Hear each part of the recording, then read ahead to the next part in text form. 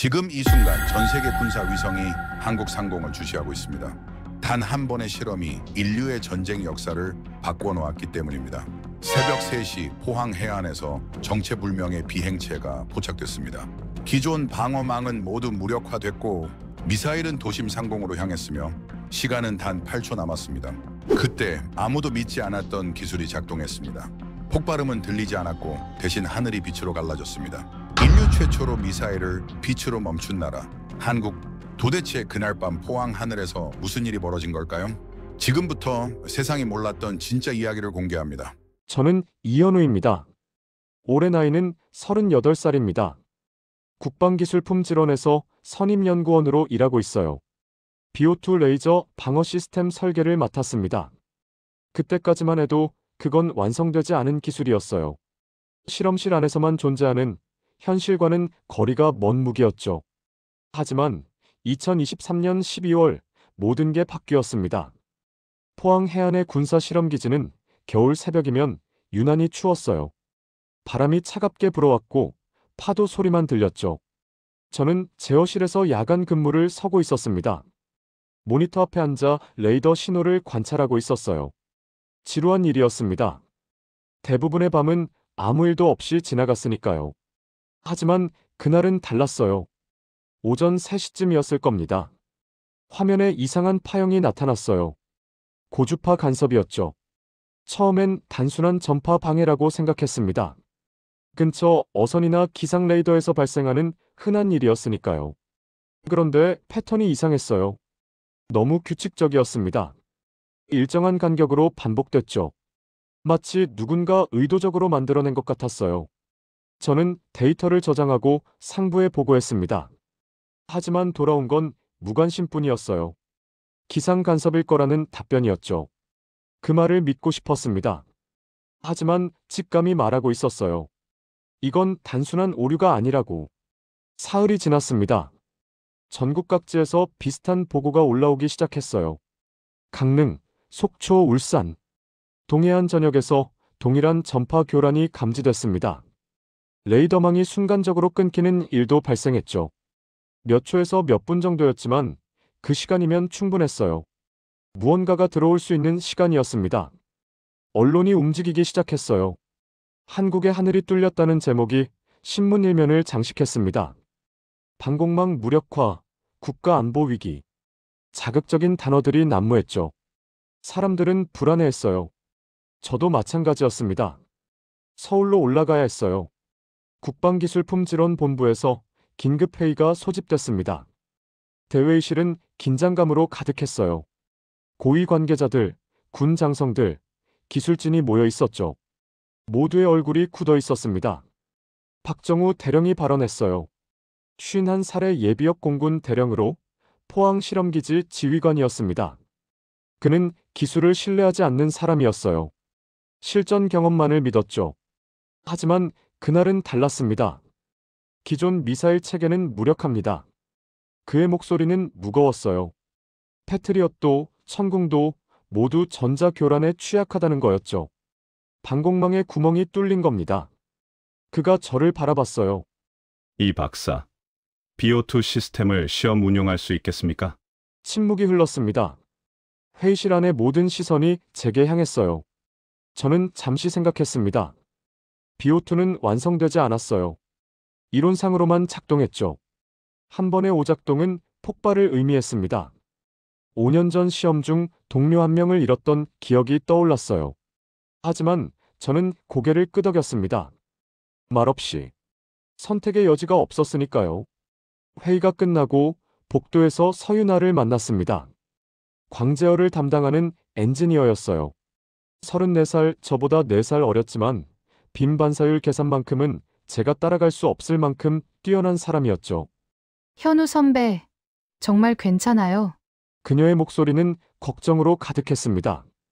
저도 확신할 수 없었어요. 하지만 돌아갈 수는 없었죠. 빛은 공격이 아니라 방어해야 해요. 유나가 자주 하던 말이었습니다. 저도 그렇게 믿고 싶었어요. 다음 날 주한미군 방산협력단에서 참관관이 왔습니다. 리처드 콜맨이었어요. 60살의 노련한 군사 전문가였죠. 하지만 그는 우리 기술을 믿지 않았습니다. 레이저로 미사일을 막는다고? 그것은 신화지 과학이 아니야. 그의 말투는 냉소적이었어요. 저는 반박하지 않았습니다. 사실이었으니까요. 아직은 신화에 가까웠죠. 포항으로 돌아왔습니다. 실험 기지는 평소와 다름없어 보였어요. 하지만 공기가 달랐습니다. 긴장감이 흘렀죠. 모두가 무언가를 기다리고 있었어요. 그날 밤 폭우가 쏟아졌습니다. 천둥이 울렸고 번개가 하늘을 갈랐어요. 저는 제어실에 혼자 남아 있었습니다. 모니터를 확인하고 있었죠. 새벽 2시 40분이었어요. 갑자기 경보음이 울렸습니다. 귀를 찢는 소리였죠. 저는 벌떡 일어났습니다. 레이더 화면에 점 하나가 나타났어요. 고도 4,000m 상공이었습니다. 빠르게 접근하고 있었죠. 발열체였어요. 온도가 급상승하고 있었습니다. 통신망이 끊기기 시작했어요. 간헐적으로 화면이 깜빡였습니다. 감시 카메라 영상에서 검은 점 하나가 보였어요. 순식간에 커지고 있었죠. 경고문이 떴습니다. 목표물 접근 속도 초과. 붉은 글씨였어요. 계속 깜빡였습니다. 저는 본능적으로 알았어요. 이건 훈련이 아니었습니다. 진짜였어요. 제어실 조명이 붉게 변했습니다. 비상등이 켜진 거였죠. 장비가 진동하기 시작했어요. 전력이 불안정했습니다. 패트리어 시스템이 가동됐어요. 요격 준비 중이라는 메시지가 떴습니다. 저는 숨을 죽이고 지켜봤어요. 화면을 응시했죠. 10초가 지났습니다. 20초, 30초. 그리고 메시지가 바뀌었어요. 패트리언 요격 실패. 정적이 흘렀습니다. 완전한 침묵이었어요. 아무 소리도 들리지 않았습니다. 심장 소리만 들렸죠. 저는 천천히 BO-II 제어 장치 쪽으로 걸어갔습니다. 손이 떨렸어요. 다리도 떨렸습니다. 하지만 멈출 수 없었어요. 유나가 뒤에서 속삭이듯 말했습니다. 지금 그걸 작동시키려는 건가요? 저는 대답하지 않았어요. 할 말이 없었습니다. 이건 선택이 아니었어요. 필연이었죠. 화면에 글자가 떴습니다. 영문으로. 하지만 읽을 수 있었어요. 수동 모드 준비 완료. 저는 버튼 앞에 섰습니다. 붉은 버튼이었어요. 작고 둥근. 누르면 시스템이 작동했습니다. 실패하면 폭발했죠. 5년 전 일이 떠올랐어요. 시험 중 과부하로 폭발했던 순간. 동료가 불에 휩싸였던 장면. 제가 살리지 못했던 사람. 그 죄책감이 아직도 가슴에 남아 있었습니다. 하지만 지금은 달랐어요. 다시 실패할 순 없었습니다. 이번엔 성공해야 했어요. 그래야 의미가 있었죠. 저는 숨을 들이쉬었습니다. 천천히 깊게. 그리고 손을 들어 올렸어요. 버튼 위에 올려놓았습니다. 차갑고 단단한 감촉이 느껴졌어요. 외부에서 경보음이 터졌습니다. 사이렌 소리였어요. 귀가 먹먹할 정도로 컸죠. 붉은 조명이 제어실 전체를 덮었습니다. 마치 불바다 같았어요. 저는 버튼을 바라봤습니다. 제 손을 바라봤어요. 떨리고 있었죠. 하지만 내려놓을 수 없었습니다. 그날 밤 하늘은 잠들지 않았습니다. 버튼을 눌렀습니다. 손가락에 힘을 주는 순간 모든 게 달라졌어요. 제어실 전체가 진동했습니다. 낮고 무거운 소리가 울려 퍼졌죠. 기계음이었어요. BO2 시스템이 깨어나고 있었습니다. 전원 공급이 시작됐어요. 화면마다 숫자들이 올라갔습니다. 전압, 전류, 출력. 모든 수치가 급상승했죠. 하지만 불안정했어요. 그래프가 들쭉날쭉했습니다. 경고음이 울렸어요. 전력 과부하 위험이라는 메시지가 떴죠. 저는 수동 제어 모드로 전환했습니다. 자동 시스템은 신뢰할 수 없었어요. 제 손으로 직접 조종해야 했습니다. 키보드 위에 손을 올렸죠. 땀이 흘렀어요. 손바닥이 축축했습니다. 고주파음이 들렸어요. 귀를 찌르는 소리였습니다. 시스템이 충전되고 있다는 신호였죠. 레이저가 준비되고 있었어요. 하지만 그 소리는 고통스러웠습니다. 머리가 아팠죠. 박정우 대령의 목소리가 무전기에서 흘러나왔어요. 이 박사, 실험 수준의 장비로 정말 막을 수 있겠습니까? 저는 대답하지 않았습니다. 할 말이 없었어요. 저도 확신할 수 없었으니까요. 그저 손을 올린 채로 화면만 바라봤습니다. 유나가 옆 콘솔에서 작업하고 있었어요. 냉각 시스템을 점검하고 있었습니다. 그녀의 얼굴은 창백했어요. 손이 떨리고 있었죠. 하지만 멈추지 않았습니다. 냉각수 온도가 올라가고 있어요. 그녀의 목소리가 떨렸습니다. 저도 확인했어요. 시스템 온도가 위험 수준에 도달하고 있었습니다. 이대로 가면 과열이었어요. 폭발할 수도 있었죠. 하지만 멈출 수 없었습니다. 지금 멈추면 모든 게 끝이었어요. 미사일은 계속 접근하고 있었습니다.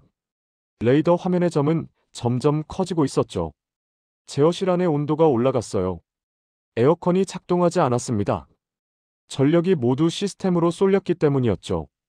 땀이 등을 타고 흘렀습니다. 셔츠가 젖어 들어갔어요. 유나가 전력 분배를 수동으로 조정했습니다. 콘솔의 스위치를 직접 조작했어요. 손이 뜨거운 금속에 닿았습니다. 치직거리는 소리가 났죠. 그녀가 작게 비명을 질렀어요. 괜찮아요? 제가 물었습니다. 유나는 고개를 끄덕였어요. 하지만 손을 부여잡고 있었습니다. 화상을 입은 거였죠. 붉게 부어올랐어요. 계속해야 해요. 그녀의 목소리는 흔들렸지만 의지는 굳었습니다. 저도 고개를 끄덕였어요. 우리는 계속했습니다. 미사일 궤적이 화면에 더 선명하게 나타났어요. 접근 속도가 표시됐습니다. 마 3.5. 빠른 속도였죠. 40초 남았습니다. 저는 냉각 시스템 온도를 낮추기 위해 결정을 내렸어요. 보조 전력 일부를 차단했습니다. 비필수 시스템을 꺼버린 거였죠. 외부 통신 장치도 포함됐어요. 순간 모든 무선 신호가 끊어졌습니다. 박정우 대령의 목소리가 사라졌어요. 본부와의 연결도 끊어졌죠. 우리는 고립됐습니다. 제어실 안에 갇힌 거예요. 유나가 저를 바라봤습니다. 놀란 표정이었어요. 저도 예상하지 못한 일이었습니다. 하지만 돌이킬 수 없었어요. 이미 시작됐으니까요. 우린 지금 혼자예요. 유나가 속삭였습니다. 저는 대답하지 않았어요. 알고 있었으니까요. 30초 남았습니다. 레이저 충전율은 80%였어요. 아직 완전히 충전되지 않았습니다. 하지만 기다릴 시간이 없었죠. 저는 목표 지점을 설정했습니다. 미사일의 예상 궤적을 계산했어요. 빔의 각도를 조정했습니다. 수백 번 시뮬레이션했던 작업이었죠. 하지만 이번은 달랐어요. 실전이었습니다. 20초. 심장이 터질 것 같았어요. 손이 떨렸습니다. 하지만 키보드에서 떼지 않았죠. 유나가 최종 수치를 확인했습니다. 빔 반사율, 출력 강도, 지속 시간. 모든 게 이론값에 가까웠어요. 하지만 완벽하지는 않았습니다. 지금이에요. 그녀가 말했습니다. 저도 알고 있었어요. 더 이상 지체할 수 없었습니다. 저는 발사 버튼을 눌렀어요. 붉은 버튼이었습니다. 작고 단단한. 순간 모든 게 멈춘 것 같았어요. 시간이 느려졌습니다. 숨소리가 들렸죠. 기계음이 들렸어요. 유나의 숨소리도 들렸습니다. 그리고 빛이 터졌어요. 한 줄기 빛이 하늘을 향해 쏟아졌습니다. 제어실 창문을 통해 보였어요. 푸른 빛이었습니다. 강렬하고 아름다웠죠. 레이저였어요. 우리가 만든 빛이었습니다. 하지만 뭔가 잘못됐어요. 궤적이 어긋났습니다. 각도가 틀렸죠. 계산 오차였어요. 단 0.2 도호하지만 그것만으로 충분했습니다. 빛은 목표물을 빗나갔어요. 안 돼! 유나의 목소리가 들렸습니다. 저도 화면을 응시했어요. 미사일은 계속 접근하고 있었습니다. 빛은 허공을 가르고 있었죠. 그 순간이었어요. 전력 과부하 경보가 울렸습니다. 시스템이 한계에 도달한 거였죠. 서브 제어실에서 폭발음이 들렸어요. 둔탁하고 무거운 소리였습니다. 제어실이 흔들렸습니다. 조명이 깜빡이더니 꺼졌어요. 비상등만 붉게 켜졌습니다. 연기가 들어왔죠. 타는 냄새가 났어요. 누가 다쳤어요. 누군가의 목소리가 들렸습니다. 복도에서였어요. 비명도 섞여 있었습니다. 서브 제어실에 있던 보조요원이 부상당한 거였죠. 유나가 자리에서 일어났습니다. 달려가려 했어요. 하지만 저는 그녀를 붙잡았습니다. 여기 남아야 해요. 제 목소리는 차갑게 들렸을 겁니다. 유나가 저를 바라봤어요. 눈에 눈물이 고여 있었습니다. 사람이 다쳤어요. 멈춰야 해요. 그녀의 목소리는 떨렸습니다. 저도 알고 있었어요. 누군가 다쳤다는 걸, 제 잘못이라는 걸. 하지만 멈출 수 없었습니다. 이건 우리의 실패가 아니라 시도의 대가야. 제 말이었습니다. 스스로도 믿기 어려운 말이었어요. 하지만 달리할 수 있는 게 없었습니다. 시스템 일부가 정지됐어요. 메인 전력이 차단됐습니다. 화면들이 하나둘 꺼져갔죠. 제어실이 암전됐습니다. 비상 조명만 희미하게 빛났어요. 유나는 바닥에 주저앉았습니다. 손을 부여잡고 있었어요. 화상 입은 손을. 눈물이 흘렀습니다. 소리 없이. 저는 그 모습을 바라봤어요. 할 말이 없었습니다. 미안하다는 말도 할 수 없었죠. 그런 자격이 없었으니까요. 복도에서 발소리가 들렸습니다. 구조팀이 온 거였어요. 부상자를 데리고 나가는 소리가 들렸습니다. 신음소리도 섞여 있었죠. 저는 천천히 관측창으로 걸어갔습니다. 밖을 내다봤어요. 하늘은 여전히 어두웠습니다. 폭우가 쏟아지고 있었죠. 그런데 뭔가 보였어요. 희미한 빛이었습니다. 하늘에 흩어져 있었어요. 우리가 쏜 레이저의 잔광이었죠. 실패한 빛이었습니다. 목표에 닿지 못한 빛. 하지만 그 빛은 아름다웠어요. 어둠 속에서 반짝이고 있었습니다. 사라지지 않고 남아 있었죠. 마치 우리의 노력을 증명하는 것처럼. 저는 그 빛을 오래 바라봤습니다. 유나의 울음소리가 뒤에서 들렸어요. 복도의 소란도 들렸습니다. 하지만 저는 그 빛만 바라봤습니다. 그리고 속으로 중얼거렸어요. 아무도 듣지 못할 만큼 작은 목소리로. 우린 아직 빛을 완성하지 못했다. 새벽이 왔습니다. 안개가 포항 기지를 뒤덮었어요. 회색빛 하늘 아래 제어실은 폐허처럼 보였습니다. 부서진 장비들, 타버린 전선들, 바닥에 흩어진 유리 조각들. 모든 게 실패의 흔적이었죠. 저는 잔의 속을 걸었습니다. 발밑에서 유리가 부서지는 소리가 났어요. 서브 제어실은 더 심했습니다. 검게 그을린 벽, 녹아내린 콘솔. 어젯밤 부상당한 보조요원의 피가 바닥에 남아 있었어요. 마른 핏자국이었습니다. 가슴이 무거웠어요. 제 결정 때문이었습니다. 제가 시스템을 강행했기 때문에 누군가 다쳤어요. 그 사실이 저를 짓눌렀죠. 하지만 멈출 수 없었습니다. 데이터 저장 장치를 찾아야 했어요. 블랙박스처럼 생긴 작은 상자였습니다. 모든 실험 기록이 거기 담겨 있었죠. 한참을 뒤진 끝에 찾았어요. 콘솔 아래 깊숙한 곳에 있었습니다. 겉은 그을렸지만 내부는 무사해 보였어요. 저는 그것을 조심스럽게 꺼냈습니다. 유나가 제어실로 들어왔어요. 손에 붕대를 감고 있었습니다. 화상을 입은 손이었죠. 얼굴은 창백했지만 눈빛은 흔들리지 않았어요. 데이터 복구해야 해요. 그녀의 목소리는 차분했습니다. 저도 고개를 끄덕였어요. 우리는 살아남은 컴퓨터 한 대를 찾아 전원을 켰습니다. 화면이 깜빡이더니 천천히 부팅됐죠. 저장 장치를 연결했어요. 파일들이 나타났습니다. 수백 개의 로그 데이터였어요. 시간별 출력가, 빔각도, 온도 변화, 전력 소모량. 모든 게 기록되어 있었습니다. 유나가 분석 프로그램을 실행했어요. 그래프가 화면에 펼쳐졌습니다. 처음엔 예상대로였어요.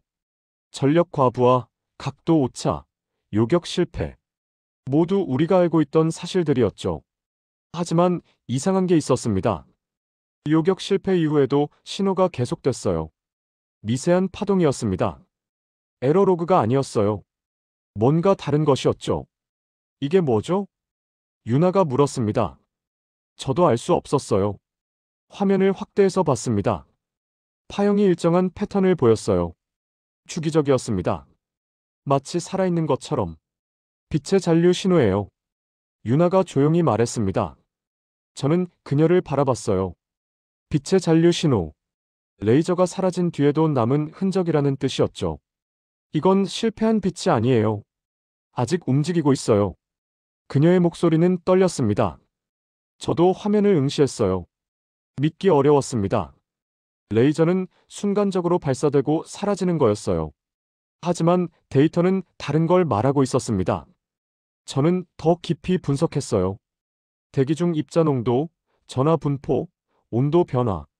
모든 데이터를 교차 분석했습니다. 그리고 발견했죠. 빔이 공중 입자와 충돌했어요. 그 순간 미세한 전하 변화가 생겼습니다. 일시적이었지만 측정 가능한 수준이었어요. 그리고 그 영향으로 대기 흐름이 바뀌었습니다. 아주 조금 하지만 분명하게. 이게 가능한 일인가요? 제 목소리가 떨렸습니다. 유나도 숨을 죽이고 있었어요. 우리는 예상하지 못한 걸 발견한 거였습니다. 빛이 단순히 사라진 게 아니라 자연과 반응한 거였죠. 레이더 기록을 확인했어요. 요격 이후의 데이터였습니다. 거기서도 이상한 신호가 포착됐어요. 빛의 잔상이었습니다. 일정 주기로 맴돌고 있었죠. 마치 하늘에 새겨진 것처럼. 저는 자리에서 일어났습니다. 창밖을 내다봤어요. 안개가 걷히고 있었습니다. 하늘이 조금씩 밝아지고 있었죠. 우리가 만든 건 단순한 무기가 아니었어. 제 목소리는 흔들렸습니다. 유나도 제 옆에 섰어요. 함께 하늘을 바라봤습니다. 그날 오후 박정우 대령이 찾아왔어요. 그는 사퇴서를 들고 있었습니다. 요격 실패의 책임을 지겠다는 거였죠. 얼굴은 피곤해 보였어요. 하룻밤 사이에 늙은 것 같았습니다. 이 박사, 우린 실패했습니다. 그의 목소리는 무거웠어요.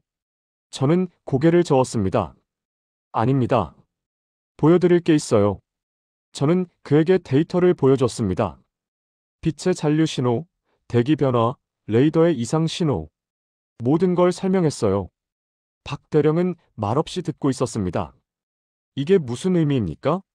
그가 물었어요. 저는 잠시 생각했습니다. 빛은 사라지지 않았어요. 형태를 바꿨을 뿐입니다. 유나가 대신 대답했습니다. 박 대령은 화면을 오래 바라봤어요. 그리고 천천히 사퇴서를 찢었습니다. 저녁이 됐어요. 실험팀이 남은 장비를 철거하러 왔습니다. 트럭이 기지 안으로 들어왔죠. 사람들이 부서진 콘솔을 옮기기 시작했어요. 저는 해안으로 걸어갔습니다. 파도 소리가 들렸어요. 바람이 차가웠습니다. 하늘은 어두워지고 있었죠. 그런데 뭔가 보였어요. 희미한 빛이었습니다. 하늘 높은 곳에서 깜빡이고 있었어요. 별이 아니었습니다. 너무 낮았고 움직임이 달랐죠. 저는 눈을 가늘게 떴습니다. 집중해서 봤어요. 푸른 빛이었습니다. 아주 희미했지만 분명했어요. 일직선으로 뻗어 있었죠. 유나가 제 옆에 섰습니다. 그녀도 그 빛을 봤어요. 저게 뭐예요? 그녀가 속삭였습니다. 저는 알 수 있었어요. 데이터에서 봤던 그 신호였습니다. 빛의 잔광이 아니었어요. 대기 속 입자들이 스스로 반응하며 만들어낸 발광 현상이었죠. 우리가 만든 빛이 저걸 남긴 거예요. 제 목소리는 경외에 가까웠습니다. 레이저는 실패했어요. 목표물을 맞히지 못했죠. 하지만 사라지지 않았습니다. 다른 형태로 남아 있었어요. 하늘에 새겨진 채로. 박 대령도 그 빛을 보고 있었어요. 멀리서 조용히 서 있었습니다. 그가 중얼거리는 소리가 들렸어요. 우린 실패하지 않았어. 하늘이 응답했을 뿐이야. 다음 날 리처드 콜맨이 본부로 돌아갔어요. 떠나기 전 그는 보고서를 작성했습니다. 저는 우연히 그 내용을 봤어요. 첫 문장이 기억에 남았습니다. 한국의 빛은 표적을 마치지 못했지만 세상을 바꾸고 있다. 그의 냉소는 사라져 있었어요. 대신 경이로움이 있었습니다. 밤이 됐습니다. 저와 유나만 제어실에 남았어요. 복구된 모니터에 마지막 기록을 재생했습니다. 요격 실패 직후의 영상이었죠. 화면 속에서 미사일이 멀어지고 있었어요. 우리는 막지 못했습니다. 하지만 그 순간 카메라가 다른 걸 포착했어요. 미사일이 사라진 자리에 하얀 잔광이 남아 있었습니다. 폭발이 아니었어요. 빛이었습니다. 우리가 쏜 레이저가 남긴 흔적이었죠. 그것은 천천히 퍼져나가며 하늘을 물들였어요. 빛은 사라지지 않아요. 방향을 바꿀 뿐이죠. 유나가 조용히 말했습니다. 저는 고개를 끄덕였어요. 그녀의 말이 맞았습니다. 저는 화면을 멈췄어요. 그 하얀 잔광이 화면 가득 차 있었습니다. 아름다웠어요. 실패의 증거였지만 동시에 시작의 신호이기도 했죠. 우리는 오래 그 화면을 바라봤습니다. 말없이. 제어실은 조용했어요. 기계음도 경보음도 없었습니다. 그저 우리 둘의 숨소리만 들렸죠. 그날 저는 처음으로 알았습니다. 기술이 아니라 의지가 세상을 움직인다는 걸. 우리가 만든 건 무기가 아니었어요. 빛이었습니다. 그리고 그 빛은 아직 살아 있었죠. 하늘 어딘가에서 우리가 볼 수 없는 곳에서 계속 움직이고 있었습니다. 그로부터 넉 달이 지났습니다. 봄이 왔어요. 포항 기지의 폐허는 천천히 복구되고 있었습니다. 새 장비가 들어왔고 부서진 벽이 다시 세워졌죠. 하지만 서브 제어실은 그대로 놔뒀어요. 기억해야 할 것들이 있었으니까요. 2월 중순 연락이 왔습니다. 유엔 본부에서였어요. 국제기술안보회의에 초청한다는 내용이었죠. 한국 대표단으로 참석해달라고 했습니다. 저와 유나 그리고 박정우 대령이 함께 가게 됐어요. 뉴욕으로 가는 비행기 안에서 저는 계속 자료를 검토했습니다. 발표할 내용이었어요. BO-II 실험 보고서였죠. 실패의 기록이었지만 동시에 발견의 기록이기도 했습니다. 유나는 창밖을 바라보고 있었어요. 손의 화상은 많이 나아 있었습니다. 흉터는 남았지만요. 그녀는 그 흉터를 가리지 않았어요. 오히려 자랑스럽게 여기는 것 같았습니다. 떨려요? 그녀가 물었습니다. 저는 고개를 끄덕였어요.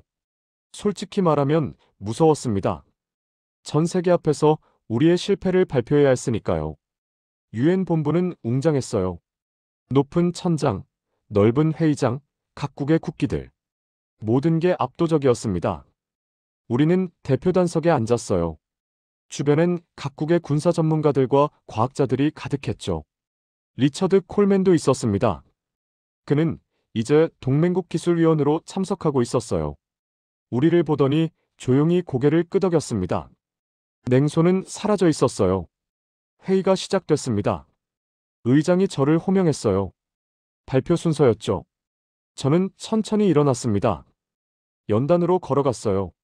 수백 명의 시선이 제게 향했습니다. 마이크 앞에 섰어요. 숨을 깊이 들이쉬었습니다. 그리고 시작했죠. 저는 이현우입니다. 대한민국 국방기술품질원 소속이에요. 제 목소리가 회의장에 울려 퍼졌습니다. 떨렸지만 멈추지 않았어요. 화면에 영상이 재생됐습니다. 그날 밤의 기록이었어요. 폭풍 후 속 포항기지, 경보음, 제어실의 긴박한 순간들, 그리고 요격 실패의 순간까지. 회의장이 조용해졌습니다. 모두가 화면을 응시하고 있었어요. 실패의 장면이었지만 저는 부끄럽지 않았습니다. 그 다음이 중요했으니까요. 영상이 계속됐어요. 요격 실패 직후 하늘에 남은 빛의 잔광이 보였습니다. 천천히 퍼져나가는 하얀 빛, 그리고 대기 중에 형성된 발광 현상. 데이터 그래프가 함께 표시됐죠. 우리는 실패했습니다. 제 목소리가 다시 울렸어요. 하지만 빛은 사라지지 않았습니다. 침묵이 흘렀습니다. 저는 화면을 가리켰어요. 이건 기술의 실패가 아니라 자연과의 대화였습니다. 우리가 만든 빛은 목표를 마치지 못했지만 하늘에 흔적을 남겼어요. 그 흔적이 세상을 바꾸고 있습니다. 콜맨이 자리에서 일어났습니다. 그가 말했어요. 우린 이 장면을 다시 봐야 합니다. 영상이 처음부터 다시 재생됐어요. 이번엔 모두가 다르게 봤습니다. 실패가 아니라 시작으로, 파괴가 아니라 창조로. 발표가 끝났습니다. 잠시 정적이 흘렀어요. 그리고 누군가 손을 들었습니다. 기자였어요.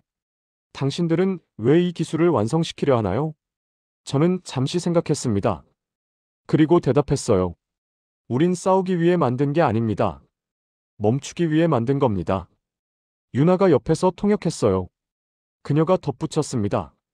빛은 공격의 방향이 아니라 평화를 가리키는 방향을 갖습니다. 회의장에 긴 침묵이 흘렀어요. 그리고 한 사람이 박수를 쳤습니다. 프랑스 대표였어요. 이어서 다른 사람들도 일어나 박수를 쳤죠.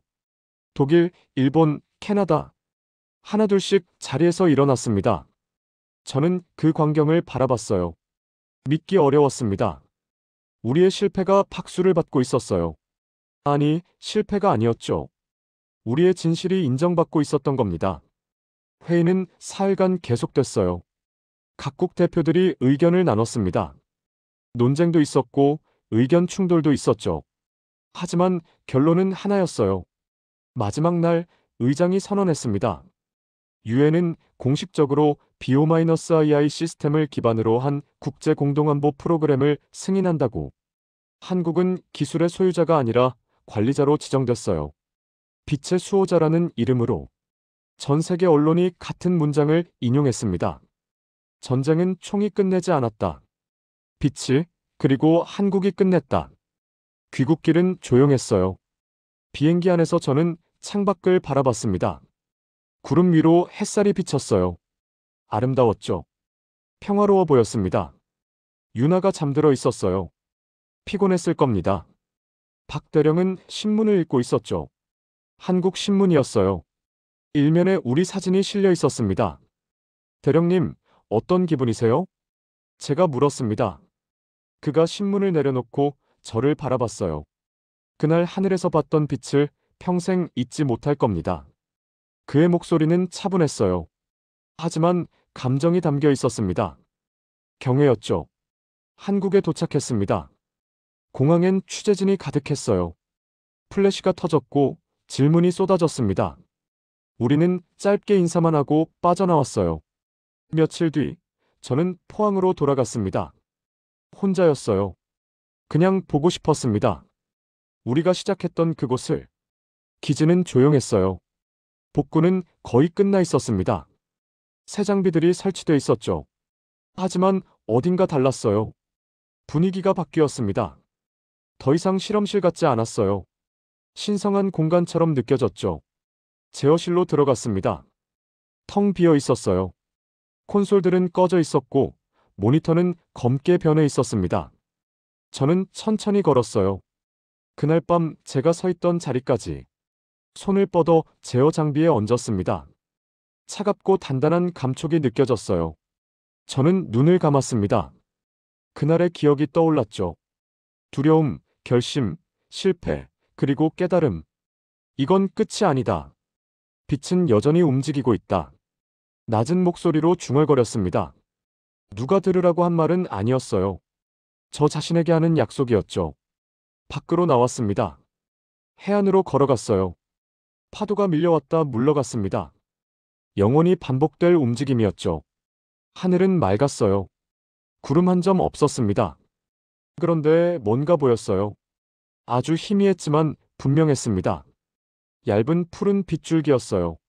하늘 높은 곳에서 일직선으로 뻗어 있었죠. 저는 한참을 그걸 바라봤습니다. 저건 인공의 빛이 아니었어요. 우리가 쏜 레이저의 잔광도 아니었죠. 그건 기술과 인간이 남긴 공존의 신호였습니다. 세상을 향한 메시지였어요. 핸드폰이 울렸습니다. 유나였어요. 문자 메시지였죠. 선배, 연구소 옥상에서 그 빛 보여요. 저는 미소 지었습니다. 그녀도 보고 있었던 거예요. 서울에서도 보이는 빛. 아니, 어디서든 볼 수 있는 빛이었습니다. 보려는 사람에게만. 그날 저녁 뉴스를 봤어요. 세계 각지에서 비슷한 보고가 올라오고 있었습니다. 하늘에서 이상한 빛이 보인다는 거였죠. 과학자들은 대기 현상이라고 설명했어요. 하지만 저는 알고 있었습니다. 저건 그 이상이라는 걸. 1년이 지났습니다. BO-II 프로그램은 국제 협력 체제로 전환됐어요. 12개국이 참여했습니다. 기술을 공유하고 데이터를 나누고 함께 발전시켰죠. 더 이상 한 나라의 무기가 아니었어요. 인류의 방패였습니다. 저는 국제기술자문단 의장이 됐어요. 윤하는 광학연구소장으로 임명됐습니다. 박 대령은 퇴역 후 평화기술재단을 설립했죠. 우리는 각자의 자리에서 그날의 약속을 지켜나갔어요. 가끔 포항에 갑니다. 기지는 이제 박물관이 됐어요. 그날의 제어실이 보존돼 있습니다. 사람들이 찾아와 그 자리에 서보죠. 실패의 흔적이 아니라 시작의 증거로. 서브 제어실 벽에는 명판이 걸려 있어요. 그날 부상당한 보조요원의 이름이 새겨져 있습니다. 우리는 그를 잊지 않았어요. 그의 희생이 오늘을 만들었으니까요. 지금도 가끔 하늘을 봅니다. 그 푸른 빗줄기를 찾아요. 항상 보이는 건 아니에요. 하지만 알고 있습니다. 거기 있다는 걸. 우리가 만든 빛이, 우리가 남긴 의지가 아직도 하늘을 지키고 있다는 걸. 세상은 변했습니다. 천천히 하지만 분명하게. 전쟁이 줄어들었어요. 대화가 늘어났습니다. 무기 대신 기술을, 공격 대신 방어를. 사람들은 이제 다른 길을 선택하기 시작했죠. 그 모든 변화의 시작이 어디였는지 저는 알고 있습니다. 포항의 그 겨울밤이었어요. 폭풍우 속에서 우리가 쏘아올린 빛이었죠. 실패한 빛이, 완성되지 못한 기술이 결국 세상을 바꿨습니다. 그 깊은 곳에서 한국은 세상을 다시 일으켰습니다. 오늘 이야기는 여기까지입니다. 구독과 좋아요는 이 채널에 큰 힘이 됩니다. 긴 영상 시청해주셔서 감사합니다.